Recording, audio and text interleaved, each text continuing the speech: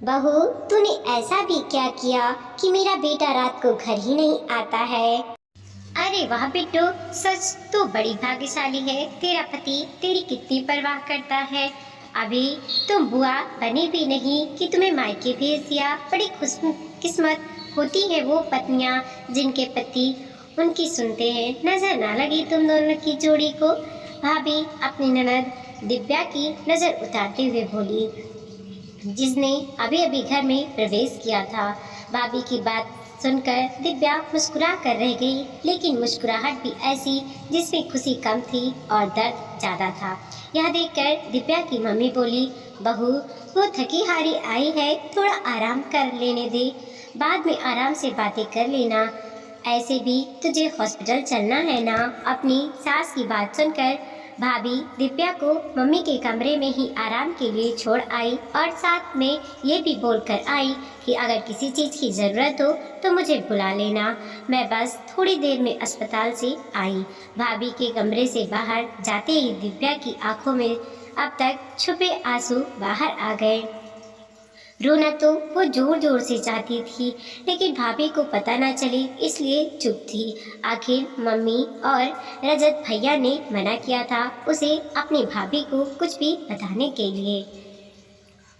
खैर, अभी दिव्या आंखों में आंसू लिए अपनी किस्मत के बारे में सोच ही रही थी कि इतने में मम्मी कमरे में आ गई और उससे बोली, क्या हुआ मेरी बिट्टू को खड़ी खड़ी क्या सोच रही है, बहुत थकी हुई लग रही है। दिल पर ज़्यादा बोझ मत ले बेटा, आराम कर ले, तब तक मैं तेरी भाभी को डॉक्टर के पास ले जाती हूँ, उसे आज चेकअप के लिए जाना है, कहकर मम्मी भाभी को लेकर रजत भैया के साथ घर से रवाना हो गई। अब घर में अकेली दिव्या ही बची थी। दरवाज़ा बंद कर अपनी मम्मी के कमरे में आकर पलंग पर लेट गई। सोना तो चाहती थी पर नींद ही नहीं आ रही थी। दुनिया के साथ जैसे नींद भी बोर हो गई हो। लेटे लेटे ही अचानक भाभी की बातें दिमाग में घूमने लगी। खुशकिस्मत पत्नी, प्यार करने वाला पति, परवाह करने वाला पति, कितनी बड़ी गलतफहमी है भाभी को ही क्या, जितने भी उसके जानने पहचानने वाले हैं सभी को। लोगों को क्या दोष दे। शुरू में जब वो रमित से शादी होकर अपने ससुराल गई थी तो उसे भी तो यही गलतफहमी थी। अपने आप को वो दुनिया की सबसे खुशकिस्मत लड़की मानती थी। ससुराल में कोई कमी नहीं थी।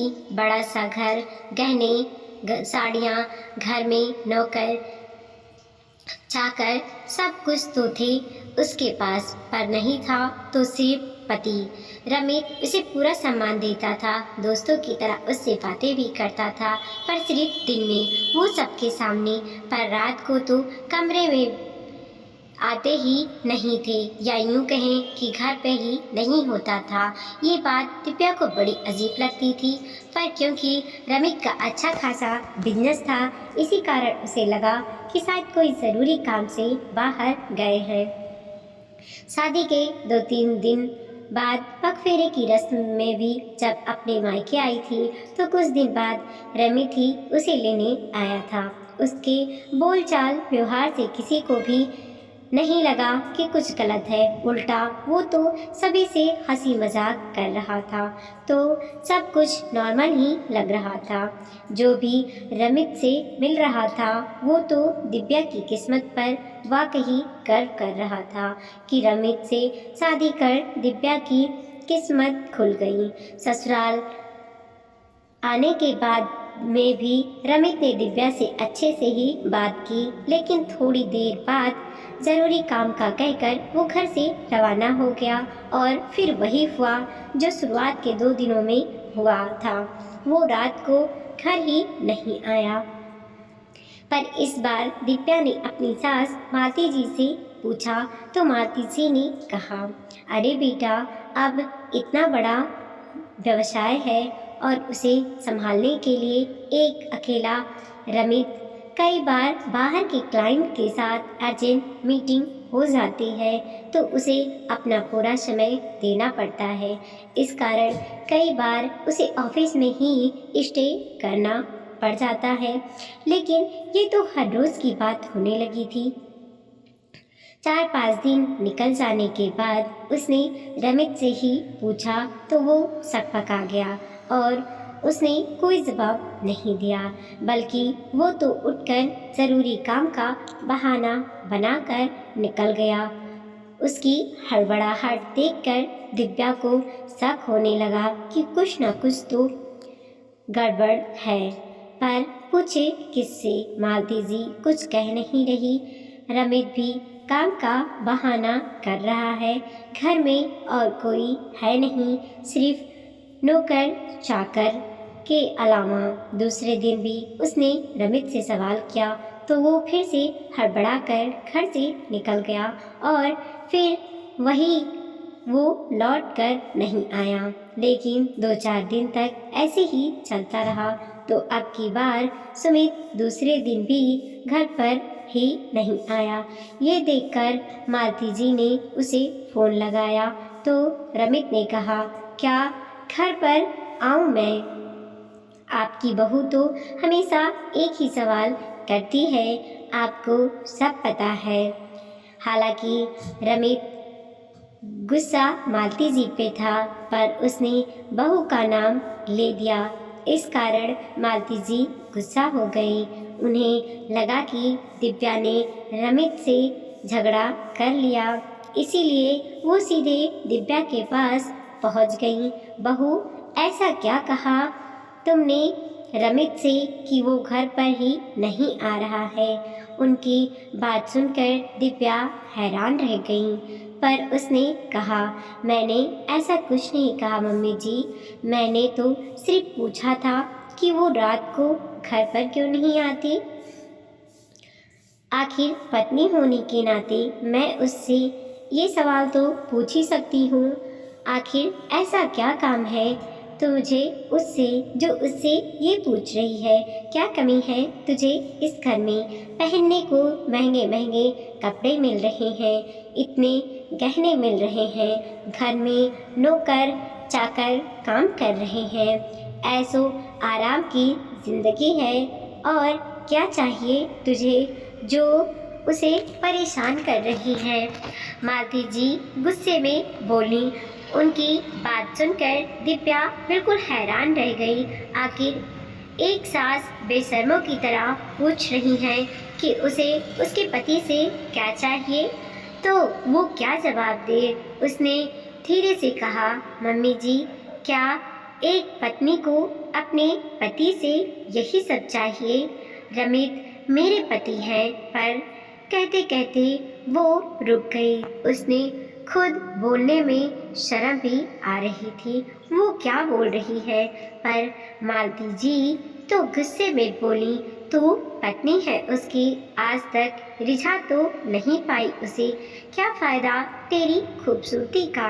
मैंने तो सोचा था कि तेरे जैसी खूबसूरत पत्नी आने के बाद मेरा बेटा बदल जाएगा, कम से कम उसको लड़कियों में कुछ तो इंटरेस्ट होगा। लेकिन तेरे आने के बाद उसने घर में आना ही बंद कर दिया है।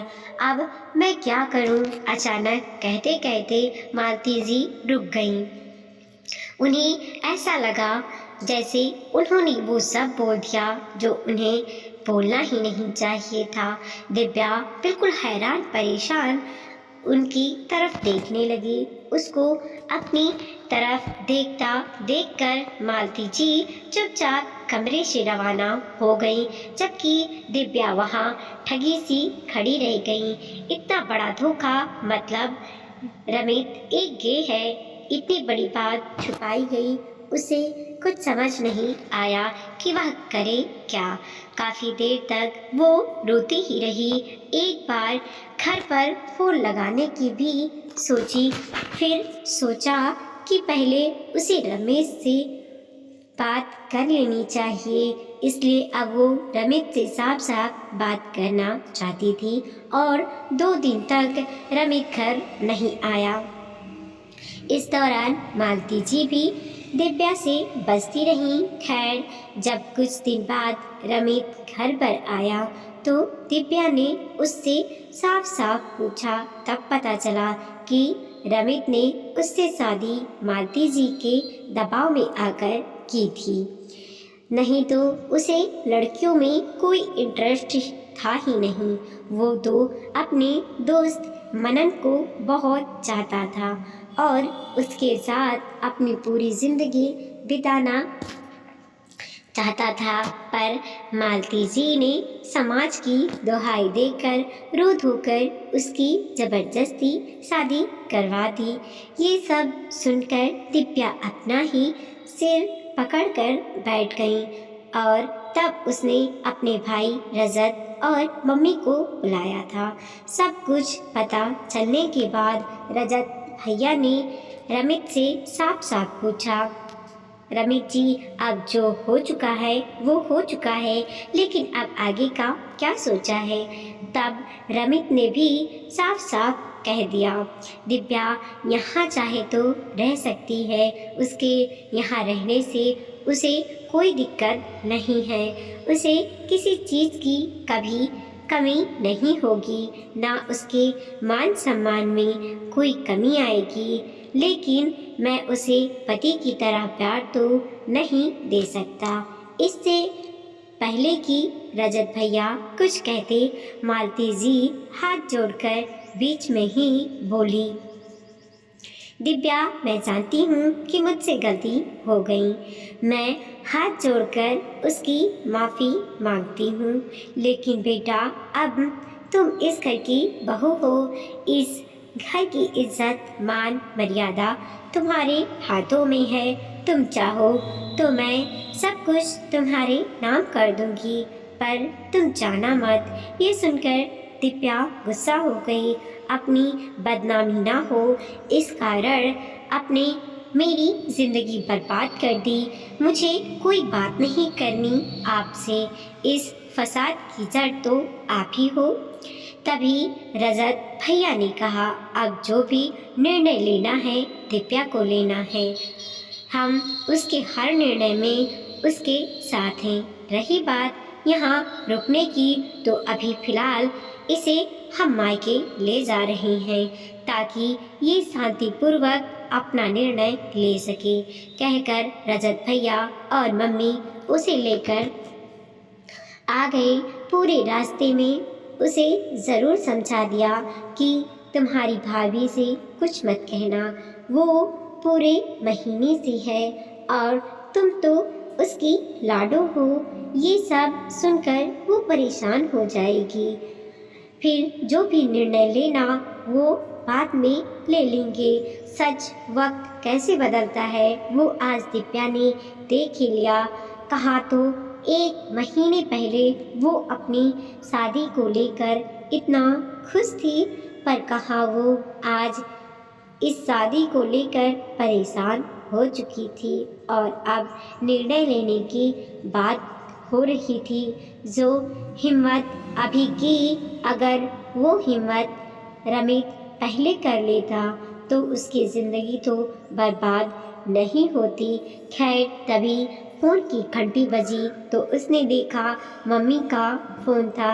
उन्होंने ये बताने के लिए फ़ोन किया था कि भाभी को डॉक्टर ने एडमिट कर लिया है और अब जल्दी वो बुआ बनने वाली है। आखिर थोड़ी देर बाद मम्मी का फिर से फ़ोन आया और उन्होंने बताया कि भाभी ने बेटी को जन्म दिया है। ये सुनकर जहाँ वो भाभी के लिए खुश थी, लेकिन जब अपनी भतीजी को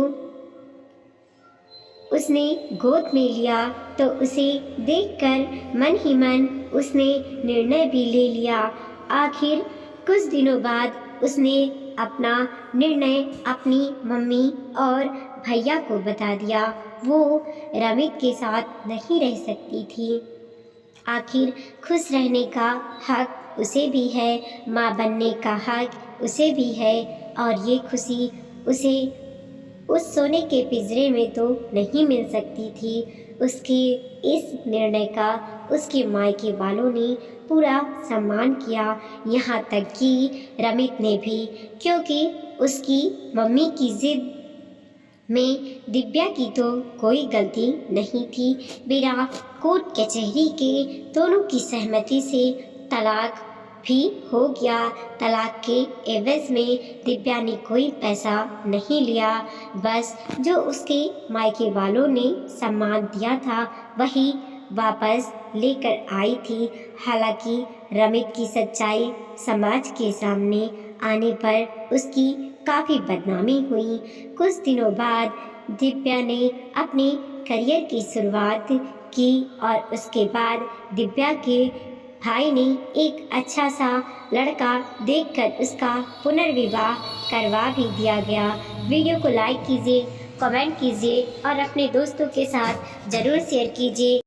चैनल पर नए हैं तो प्लीज़ सब्सक्राइब कीजिए और देखते रहिए मोटिवेशनल स्टोरी।